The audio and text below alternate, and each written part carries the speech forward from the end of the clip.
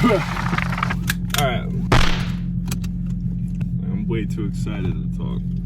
One of my biggest revelations of late has been embarrassing, to say the least.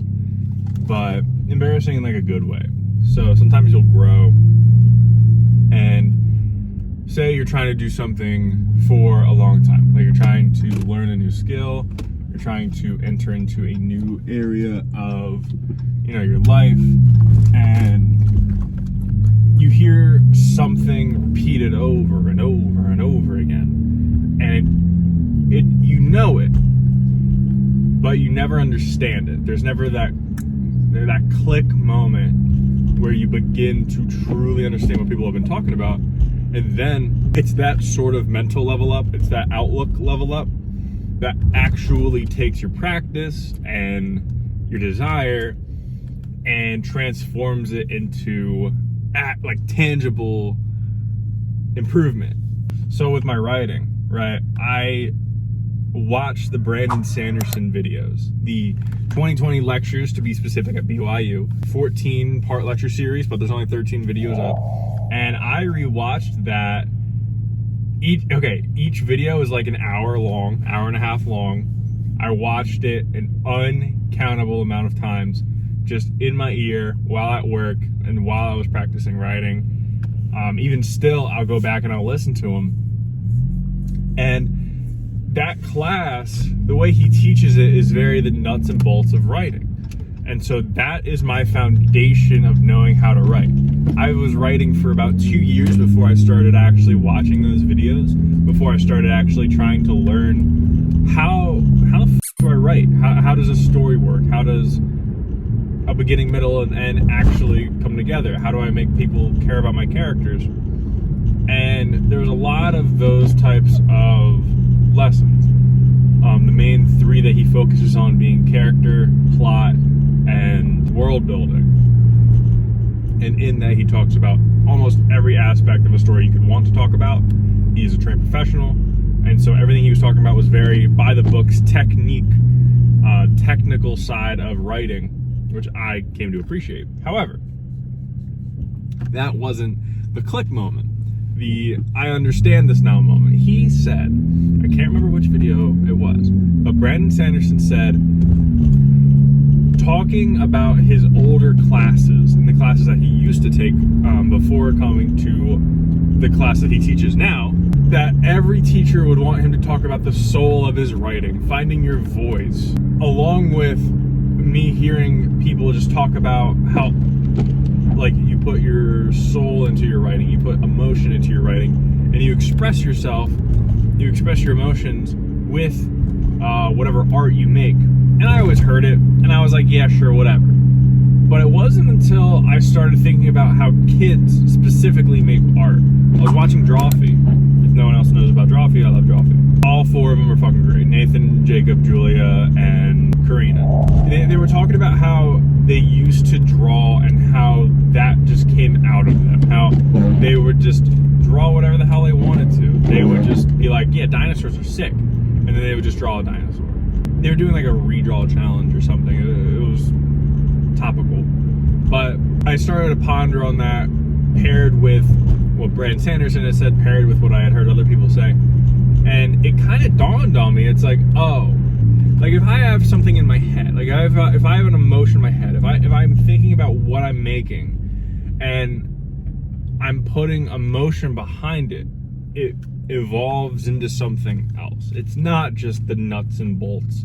It's not just a character in a going through a plot in a specific world and how it world build. It's not just the viewpoint. It's not just the character web or the magic system or anything like that. It becomes this whole new thing. It's a new whole creation.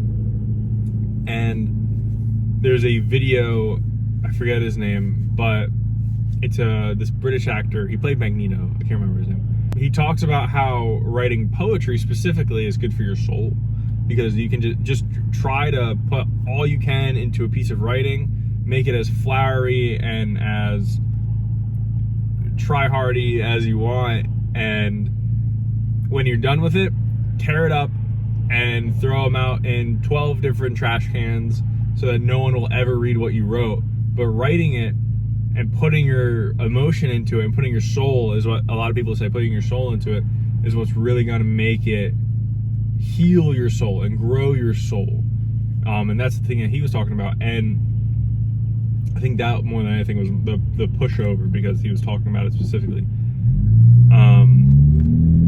for me. And I can't describe it in any way other than this.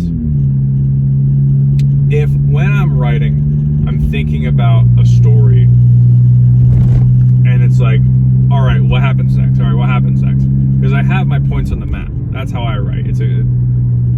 I have specific moments, and then I discovery write to those moments, and I'll learn things about my characters and the plot and the world and yada yada yada. And that's how I discovery write, with some structure, because that's just how I find myself that's how I like writing. And it's like if those were all building blocks that would float and connect to each other and then add on to each other, and like Legos or pieces of a machine,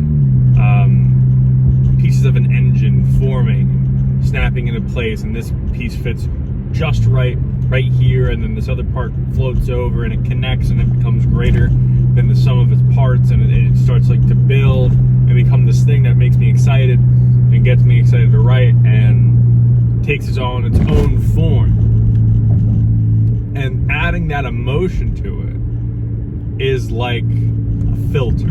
It's like I unkinked the hose. It's like I filled up the entire space where all of that's happening in my head. If I were to imagine it, and all of the pieces float together and where they're connecting, that chamber is filled with this teal fluid that just makes it more, makes the pieces fit together better. It makes you look at it differently. It just floods with this emotion of whatever I need it to be, that does the main things that I was having trouble with. Writing in a third person limited, but keeping in mind that what you describe and what you talk about is what the character you follow notices. That's how third limited works. Is like, if you describe a tree and that person loves trees, you talk about how beautiful the tree is. But if the person that you're following hates trees, you talk about how shitty trees are. That's just how it is. And when I added that emotion, it helped with that. It helped with the tone. It helped breathe life, actual soul, actual emotion into the story, into my writing, and into my art. Just like how a kid would. You're feeling upset, you draw a person alone in a room and it's dark everywhere, and they're upset because you're upset, because you're putting your emotion into it. It's a skill we all have as fucking kids that I had to relearn because I wanted to overthink so bad. I wanted to try so hard.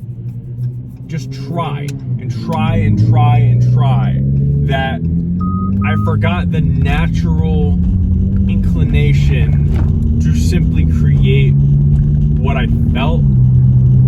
And that then led me to discover, to realize that my art form of storytelling, of writing, of being a novelist, of writing short stories, writing itself, the purest form of a story that you can get, literally just fucking words, a guided dream for other people to experience, is how I best show my emotion.